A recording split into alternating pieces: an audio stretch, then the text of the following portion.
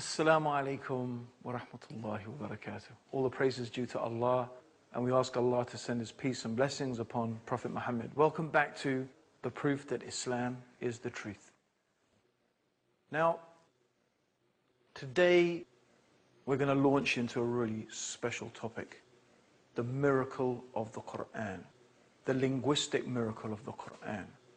You see, the Prophet Muhammad sallallahu alaihi wasallam told us that every single messenger was sent with a convincing miracle. A miracle, when the people saw it and when they observed it, they knew in their hearts, even if they did not profess it with their tongues, they knew in their heart that this was the truth, that this man truly was a prophet of God.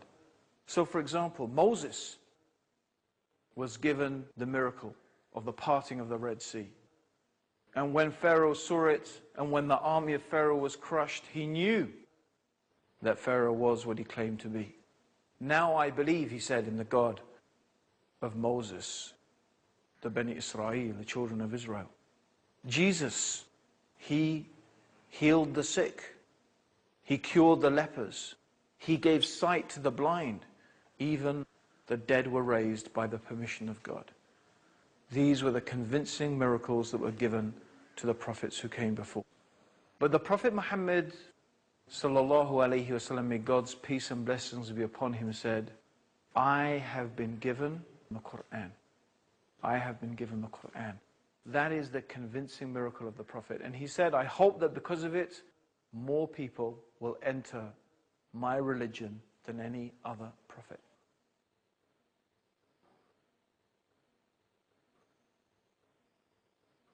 So today we're going to be discussing the miracle of the Quran. This is it. I'm holding in my hand here a miracle. Some of you may say, well, how is it a miracle? If you watched the previous series, you would have got an inkling into how the Quran, in terms of its preservation, is truly an amazing thing. But something being amazing doesn't mean it's a miracle. So what do we mean by a miracle exactly? Well, a miracle is something that cannot normally be achieved by natural processes. And a miracle is something quite different from magic. Because, for example, there are things that magicians can do. Like, for example, when Moses went to Pharaoh, and the sign that God gave to Moses was his staff. When he threw the staff, it became like a snake. And Pharaoh said, well, I have magicians who can do the same thing. So he called his magicians and he organized a competition between the magicians and Moses. And so the magicians, they managed through their magic to deceive people into thinking that their staves were snakes. So they threw down their staves, and they did. They deceived the people into believing that these staves were snakes, and it seemed as if they were moving. But then, when Moses threw down his staff, it demolished the magic. And the magicians themselves realized that what had taken place was beyond what any magician could accomplish. These magicians were experts. Magic in Egypt at the time had reached a type of an art form. It had reached its peak. And they were in every stratum of society involved with aspects of magic. Even the Egyptian Book of the Dead is a type of magical incantation that is supposed to bring the dead pharaohs and the dead people back to life. But these magicians were astounded. They knew that this was beyond their art. This was beyond their craft. This was beyond their capabilities. What Moses had was from God, and they knew it. For them, it was a convincing miracle. Similarly, in the time of Jesus, the people were very skilled at the time in medicine, and the Jews were very proud of their abilities in the field of medicine. But yet, when Jesus came, giving sight to the blind and curing lepers, even the dead were brought back to life, they knew that this was beyond what any human being could do. This was something that was from God. So how can a book the Quran. How can this be a miracle on the same level as that? That's what we're going to be examining over the next 2 episodes of the proof that Islam is the truth. Because that's what we're trying to bring to you. The evidences that can convince any rational, sensible person that Islam is exactly what it claims to be. The divine revelation from Allah, the creator of the heavens and the earth, for the benefit and the guidance of all of mankind. Now, of course, what is noticeable is that each miracle is appropriate for each time and for each place. As I mentioned, you see, the miracle that was given to Moses when his staff became a snake and how it was able to destroy the magic of the magicians was suitable to Egypt at that time, because that was what they were impressed by. Similarly, in the time of Jesus, the doctors and the people who were expert in medicine were very impressed. They knew that compared to what their capabilities were at that time, there was no way that they could do those things. They knew that what Jesus had brought was something that was from God. So it was very suitable to that time, to that place. But the Quran is for all times. The Quran is until the Day of Judgment. And the miracle of the Quran is not just one miracle. Its aspect is miraculous in many, many different ways. And certainly, one of the miraculous aspects about the Quran are the statements in the Quran concerning the natural world, concerning things that normally is the realm of scientific investigation. Yet, the Quran contains information that no person could possibly have known 1,400 years ago. These are the scientific miracles of the Quran, because the Quran is guidance, the age of science, just as it was guidance for the age of the Prophet Muhammad, may God's peace and blessings be upon him. But our topic today is not the scientific miracles in the Quran. We're going to be dealing with that in some further episodes. Today, our topic is the linguistic miracle of the Quran. And in some ways, this is a historical investigation, although it is still something that is a challenge that stays until this day. Because the Arabic language is a living language. People still speak Arabic.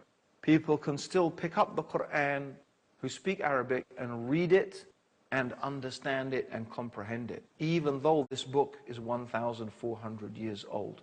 You would be very hard-pressed. In fact, I don't even know if there is another book like this in the world today, or another language like this in the world today, that is so ancient, yet people still comprehend it and still people understand its language. So this is something very special about the Quran. But what we're going to be investigating is this linguistic miracle of the Quran, the challenge of the Quran that was laid down to the Arabs 1,400 years ago. If you do not believe that this book, the Quran, is from God, then produce one chapter like it. Just produce one chapter like it. And if you can't do it, and verily you will never be able to do it, then fear the fire, fear the hellfire, whose fuel is men and stones. So this is the challenge of the Quran. The challenge was for the Arabs to produce just a chapter like the Quran. So I want to really spend a little bit of time explaining the significance of this. And in order to do that, we need to travel back in time, and we need to understand something about Arabia in the time of the Prophet Muhammad, may God's peace and blessings be upon him. And we have to understand that this was a time, this was a place with no civilization that we can speak of. It was a real backwater. There was no real civilization there. It was, in fact, the life in Arabia in the time of the Prophet Muhammad was barbaric. We could describe it as barbaric. A common practice was female infanticide. They had no roads, no impressive buildings, no amazing infrastructure, no art forms to think of and to talk about. But what they did have, of course, what was in place was the language. They were masters of their language. And if they had a civilization, their civilization was in the language itself. And we're going to talk about that in more detail after the break. Don't leave us. Stay with us for the proof that Islam is the truth, the linguistic miracle of the Quran.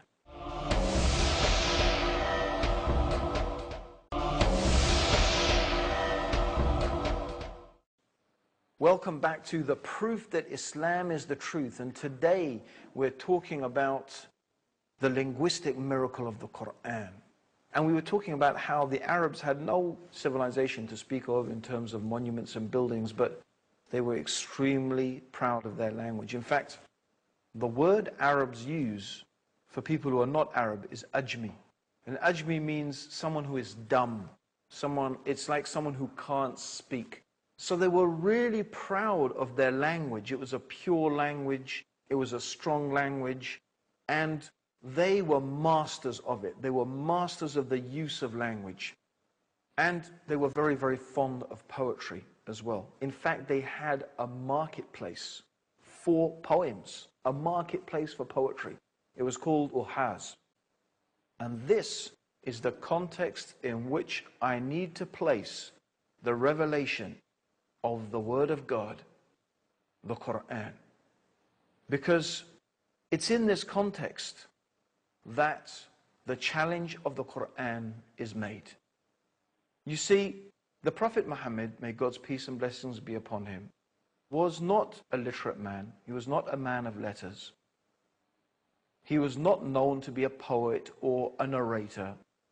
That's not what he was known to be. He was known to be honest and truthful and trustworthy, yet he came with this book, outstanding in its qualities, a masterpiece of literature, unlike which the Arabs had never heard before. And the proof of it, the proof that it was from God to the Arabs, was its eloquence, its mastery of the language, its succinctness. So the Quran made a challenge.